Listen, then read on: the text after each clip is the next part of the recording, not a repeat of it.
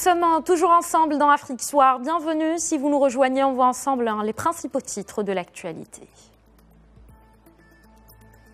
Au Yémen, l'ancien président Ali Abdallah Saleh a été tué aujourd'hui par des rebelles houthis. C'est ce qu'a affirmé une dirigeante de son parti, le Congrès populaire général, et plusieurs sources. Si l'information est confirmée officiellement, elle serait un tournant majeur dans le conflit yéménite.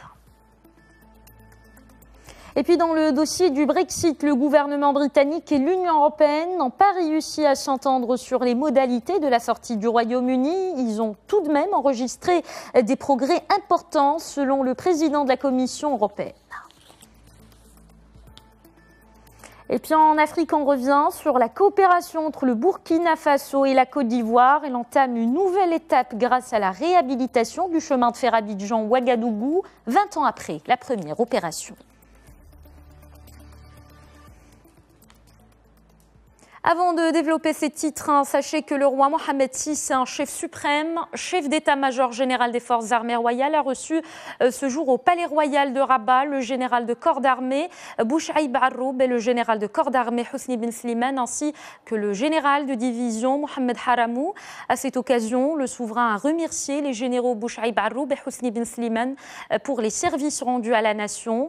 Le roi Mohamed VI a nommé le général de corps d'armée Abdel Fattah al-Warraq au titre d'inspecteur général des forces armées royales en remplacement du général Bouchaïb Arroub, ancien inspecteur général des phares et commandant de la zone sud. Au cours de l'audience, le souverain a nommé au titre de commandant de la gendarmerie royale le général de division Mohamed Haramou, actuel commandant du groupement d'escadrons d'honneur de la gendarmerie royale. Les généraux Arroub et Ben Slimane ont effectué leur carrière respective sous les commandements de feu le roi Hassan II et le roi Mohamed VI, avec un sens élevé de dévouement et de loyauté au service des intérêts supérieurs de la nation et pleine abnégation dans la conduite de leur mission. À l'issue de cette audience, le roi Mohamed VI a décoré les généraux Bouchaïb Arroub et Hosni bin Slimane du grand cordon du Wissam al-Arsh. Direction le Yémen, où l'ancien président Ali Abdallah Saleh a été tué aujourd'hui au sud de la capitale Sanaa. Selon plusieurs sources, le secrétaire général adjoint de son parti, le Congrès général du peuple, aurait également été tué par des rebelles houthis. C'était lors de l'attaque du convoi routier où se trouvait Saleh. Dans le cas où la mort de l'ex-président yéménite est confirmée officiellement, il sera un tournant majeur dans ce conflit qui ensanglante le Yémen, ce depuis son départ du pouvoir en 2012. Attention à des images qui peuvent heurter la sensibilité des plus jeunes et des personnes non averties. Anissa Haraou. La voiture blindée de l'ancien président du Yémen, Ali Abdallah Saleh, a été stoppée par un tir de roquette, puis l'ex-président a été abattu par balle. Sa mort a été annoncée par une chaîne de télévision contrôlée par les Houthis. L'annonce de la mort d'Ali Abdallah Saleh intervient 48 heures après que l'ex-président et le rebelle chiite Houthi ont vu leur alliance scellée il y a 3 ans voler en éclats au cours de la semaine écoulée. Dans un développement spectaculaire, Ali Abdallah Saleh avait même tendu la main à l'Arabie Saoudite le 1er décembre, proposant à Riyad de tourner la page en échange d'une levée du blocus qui étrangle la population. Les Houthis avaient alors dénoncé une grande trahison. Des combats font rage depuis le 29 novembre dernier dans la capitale Sanaa, que les deux partis rebelles contrôlent conjointement depuis 2014, au détriment du gouvernement internationalement reconnu d'Abd Rabbour Mansour Hadi, réfugié à Aden dans le sud. Cette crise s'est aggravée avec des soupçons de contacts secrets entre l'ex-président et Riyad. La mort d'Ali Abdallah Saleh, 75 ans, pourrait constituer un tournant majeur dans le conflit qui ensanglante le pays depuis son départ du pouvoir en 2012 sous la pression de la rue. Il s'est allié en 2014 avec les rebelles chiites houthis, soutenus par l'Iran, pour prendre le contrôle de Sanaa.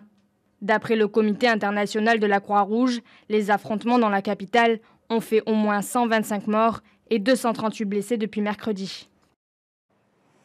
L'actualité au Maroc, c'est cette visite de travail de 2 jours dans le royaume. Le Premier ministre portugais, António Costa, est arrivé aujourd'hui à l'aéroport Abbas Saleh. À son arrivée, António Costa a été accueilli par le chef du gouvernement, Saad El Othmani. Il a été salué par plusieurs membres du gouvernement marocain.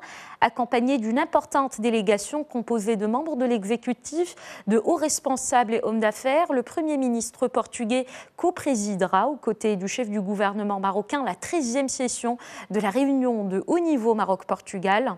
Plusieurs conventions de coopération couvrant divers domaines seront signées. Antonio Costa donnera aux côtés de Saadetdine Othmani le coup d'envoi des travaux du Forum économique maroco-portugais et aura également des entretiens avec le chef du gouvernement et les présidents de la Chambre des représentants et de la Chambre des conseillers. En Centrafrique, à présent, la mission des Nations Unies a perdu un nouvel élément. Un policier mauritanien de la MINUSCA a été tué aujourd'hui à Bria, dans le centre du pays. C'était dans une attaque qui a fait 3 autres blessés parmi les casques bleus. Selon la MINUSCA, les policiers gardaient l'entrée du camp de déplacés internes à Bria quand ils ont été attaqués par de nombreux anti-balaka armés de fusils. L'ONU déplore la mort de ce 14e casque bleu depuis le début de 2017. Dans les attaques en République centrafricaine. On revient dans ce journal sur le dossier du Brexit. Pas d'accord jusqu'à présent. Le gouvernement britannique et l'Union européenne n'ont pas réussi à s'entendre sur les modalités de la sortie du Royaume-Uni. Ils ont en revanche enregistré des progrès importants selon le président de la Commission européenne, Jean-Claude Juncker. C'était à l'issue d'un entretien avec Theresa May, la première ministre britannique. Par ailleurs, Jean-Claude Juncker s'est dit confiant dans la possibilité de parvenir à un accord avant le Conseil européen des 14 et 15 décembre. Londres et Bruxelles doivent s'entendre sur 3 dossiers majeurs. D'abord, la frontière entre la République d'Irlande et l'Irlande du Nord, puis la facture du divorce et le statut des ressortissants européens résidant au Royaume-Uni après le Brexit. Et justement, le gouvernement britannique et l'Union européenne n'ont donc pas réussi aujourd'hui à s'entendre sur les différentes modalités de ce divorce, mais ils ont pu quand même enregistrer des progrès remarquables. Je vous propose d'écouter à ce sujet la correspondance de Tarek Labi depuis Bruxelles. Le président de la Commission européenne s'est exprimé il y a environ 1 heure. Il a donc déclaré que l'Union européenne et le Royaume-Uni ne sont pas parvenus à atteindre un accord aujourd'hui pour boucler cette première phase des négociations. Une annonce survenue après un long entretien avec la première ministre Theresa May, et Jean-Claude Juncker s'est déclaré toutefois confiant quant à la possibilité d'atteindre un accord dans le courant de la semaine, et Theresa May se dit également confiante pour une issue favorable du dossier. Alors quand on dit, Manel, que Britanniques et Européens n'ont pas trouvé d'accord, c'est partiellement faux. En fait, c'est à propos de l'épineux dossier financier qu'un accord n'a pu être trouvé. Le montant de la facture du Brexit est d'ailleurs le plus compliqué des points à gérer entre les 2 parties, mais la rencontre d'aujourd'hui a été bénéfique pour résoudre un autre point de tension. Il concerne la frontière irlandaise après le Brexit, et c'est la résolution de ce point qui a en fait permis aux Britanniques et aux Européens de rester optimistes. Il permet de dénouer un des obstacles majeurs au lancement de négociations commerciales entre les 2 parties, selon en tout cas un document de travail cité tout à l'heure par la télévision publique irlandaise. Tout porte à croire, Manel, qu'un accord avant le sommet du 14 et 15 décembre est possible, mais à l'heure actuelle, mieux vaut rester prudent et attendre la suite des discussions. Dans le reste de l'actualité, les tensions sont toujours vives au sujet du nucléaire nord-coréen. Un équipage a vu le missile tiré la semaine dernière par Pyongyang faire sa rentrée dans l'atmosphère selon une compagnie aérienne basée en Chine. Cette annonce intervient au moment où la Corée du Sud et les États-Unis ont donné le coup d'envoi à leur plus important exercice aérien conjoint ce jour. Séoul et Washington ont mobilisé environ 230 avions et des dizaines de milliers de soldats. Une démonstration de force après la provocation de Pyongyang. Mercredi dernier, la Corée du Nord a tiré un missile balistique intercontinental susceptible de frapper n'importe quel site du territoire continental des États-Unis. Retour en Afrique, le nouveau président du Zimbabwe, Emmerson Mnangagwa, a appelé la population du pays à l'unité. C'était ce lundi au cours de la prestation de serment de son gouvernement. Je veux que tous les Zimbabwéens soient unis. Nous devons relancer l'économie, a-t-il déclaré au palais présidentiel. Mnangagwa, ancien proche de Robert Mugabe, a été investi chef de l'État. C'était le 24 novembre, 3 jours après la démission de l'homme fort du pays après 37 ans de règne. Au Zimbabwe, des élections présidentielles et législatives sont prévues d'ici août 2018. En Europe, la crise catalane fait encore parler d'elle. Le président de l'exécutif catalan déchu, Carles Puigdemont, et 4 de ses anciens ministres exilés en Belgique seront fixés sur leur sort le 14 décembre prochain. L'annonce a été faite aujourd'hui par leurs avocats belges. Les 5 ex-dirigeants catalans visés par un mandat d'arrêt européen ont comparu aujourd'hui devant la Chambre du Conseil lors d'une audience à huis clos. Plus de détails avec Anissa Haraou. La décision de la justice espagnole est tombée. Un juge d'instruction a décidé lundi de maintenir en prison le vice-président catalan destitué, Oriol Junqueras, et 3 autres inculpés dans la tentative de sécession de la Catalogne. Les 6 autres détenus pourront être remis en liberté, moyennant paiement d'une caution de 100 000 € chacun. Pour l'ex-président catalan Carles Puigdemont et 4 autres de ses ministres en fuite en Belgique, l'avenir est incertain. Ils ont été entendus lundi par un juge chargé de statuer sur leur demande d'extradition de l'Espagne, une demande qui a toutes les chances d'être refusée. La justice belge a annoncé dans la foulée des auditions qu'elle rendrait sa décision le 14 décembre prochain. Nous avons plaidé qu'il ne devait pas y avoir lieu à une extradition vers l'Espagne parce que nous considérons que les faits qui sont reprochés au gouvernement catalan ne sont pas punissables en Belgique, premier point. Et deuxième point, que s'ils étaient extradés vers la Catalogne et vers l'Espagne, il y aurait là un risque de violation des droits fondamentaux. Les avocats des Catalans ont d'ores et déjà annoncé que quelle que soit la décision du 14 décembre, ils épuiseraient toutes les voies de recours pour rester en Belgique, au moins au-delà du 21 décembre, date des élections régionales en Catalogne. Les dirigeants catalans sont poursuivis pour avoir participé au processus de sécession de la Catalogne, qui a débouché le 27 octobre sur une proclamation unilatérale d'indépendance. Le gouvernement espagnol a répondu immédiatement en plaçant la région sous tutelle, destituant le gouvernement régional et dissolvant le Parlement pour convoquer de nouvelles élections. L'Espagne veut les juger, entre autres pour rébellion, un délit passible de 25 ans de prison et sédition pour avoir maintenu le référendum du 1er octobre. En Afrique, un zoom à présent sur cette initiative marocaine au Gabon. Une caravane médicale d'experts marocains séjourne à Libreville. C'est la 2e édition du genre au programme des consultations et des opérations chirurgicales. Le point avec notre correspondant à Libreville, Ismaël Obiangenzé. Dotés d'une expérience et d'un savoir-faire avéré, les médecins marocains, conduits par le professeur Mostafa Falli, sont en mission humanitaire de 5 jours à Libreville. C'est une caravane pluridisciplinaire encadrée par la Société d'évaluation médicale internationale. Ils sont venus pour faire des consultations et faire certaines opérations qui ne se font pas encore ici, où on va aider les collègues gabonais de cet hôpital. Nous sommes là jusqu'à ce qu'on voit tout le monde et on traite tout le monde et jusqu'à quand tout le monde soit satisfait. La coopération sud-sud, redynamisée au sommet des 2 États, Maroc et Gabon, prend tout son sens dans le secteur de la santé. Ainsi, régulièrement, plusieurs évacués sanitaires de Libreville sont traités ou opérés avec succès dans les plus grands hôpitaux du Maroc. Parce qu'avant d'aller au Maroc, j'avais beaucoup souffert du mal de dos. Quel médicament n'avais-je pas pris? Quelle radio n'avais-je pas faite? J'ai tout fait, mais ça ne marchait pas du tout. Je souffrais.